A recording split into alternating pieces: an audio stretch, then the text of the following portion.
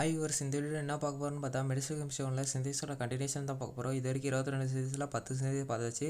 அந்த 10 சிந்தேஸோட லிங்க்கும் கீழே டிஸ்கிரிப்ஷனில் கொடுக்குறேன். இது வரைக்கும் பார்க்காதீங்க, யூஸ் பண்ணி பார்த்துக்காங்க. இந்த வீடியோவில் நெக்ஸ்ட் சிந்தேஸ் 11வது என்ன பார்க்க போகிறோம்னு பார்த்தா சிந்தேஸ் ஆஃப் ஆர்பிட்டால் தான் பார்க்க போகிறோம். வாங்க இந்த வீடியோக்குள்ள போகலாம்.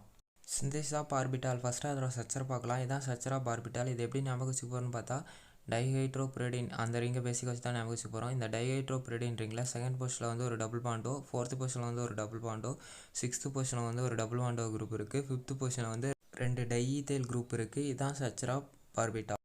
நெக்ஸ்ட் யூசஸ் ஆஃப் பார்பிட்டால் பார்க்கலாம். பார்பிட்டால் வந்து செடேட்டிவ் அண்ட் ஹிப்னாட்டிக் இருக்குது. இது எதுக்கு யூஸ் ஆகுதுன்னு பார்த்தா மைக்ரைன்ஸ் அண்ட் இன்சோமினியா அதை ட்ரீட்மெண்ட் யூஸ் ஆகுது. இதோட சிந்தேஸ் பார்த்தா ஸ்டார்டிங் மெட்டீரியல் என்ன எடுத்துப்போன்னு பார்த்தா யூரியா, டைஈத்தேல், மெலோனிக் எஸ்டர் இது ரெண்டும் தான் ஸ்டார்டிங் மெட்டீரியல் எடுத்துப்போம். என் ப்ராடக்ட் வந்து பார்பிட்டால் தான் என் ப்ராடக்ட்.